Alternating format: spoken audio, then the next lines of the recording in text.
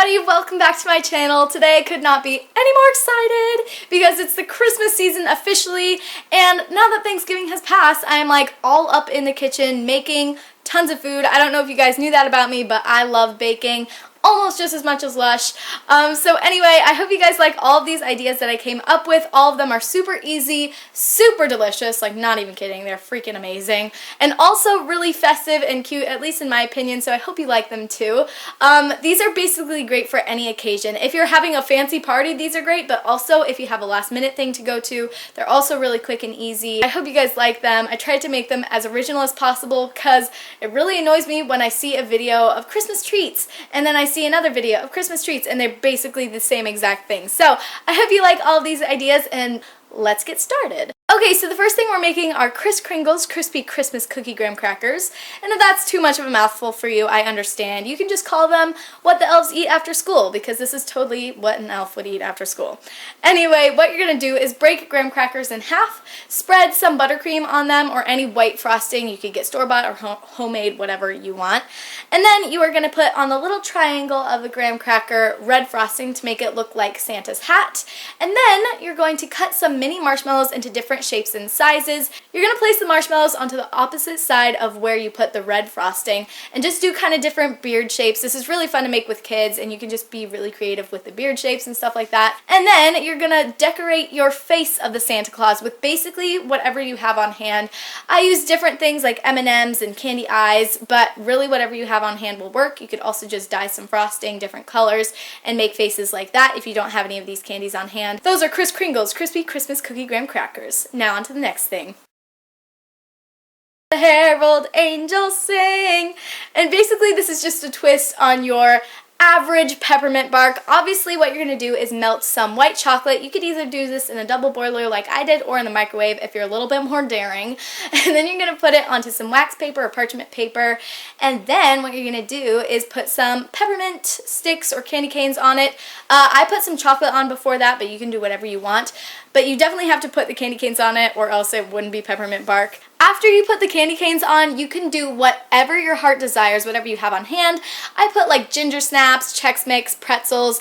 I put some holiday M&Ms. Well, I kind of lied. They're not holiday M&Ms. They're just M&Ms that are red and green. So anyway, after I put all the different treats on, I let it set in the refrigerator for like a few minutes, and then it was ready. I really like this because you can give these out as party favors or put them in care packages or just have laying around your house, and it's so pretty and amazing and so delicious. Everybody will love this treat, and I just think it's really fun to make too. The next thing we're making is something that you could do if you have leftover candy canes laying around.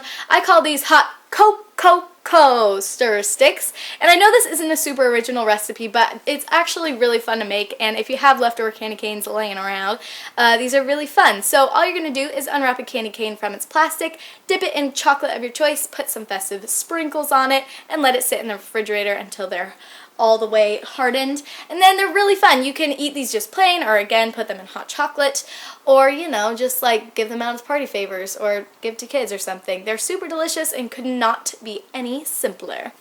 The next thing we're making may have a funny name, but don't knock it till you try it. These are amazing. We are making the Elves Nutty Buns. What you're going to do is grab a tube of crescent rolls, unroll it. By the way, I found a half tube of crescent rolls and it's the cutest thing I ever even saw, so I had to buy it, obviously. After you do that, you're gonna kind of put them on a cookie sheet, whatever, just like normal, and put a little smear of Nutella on each one.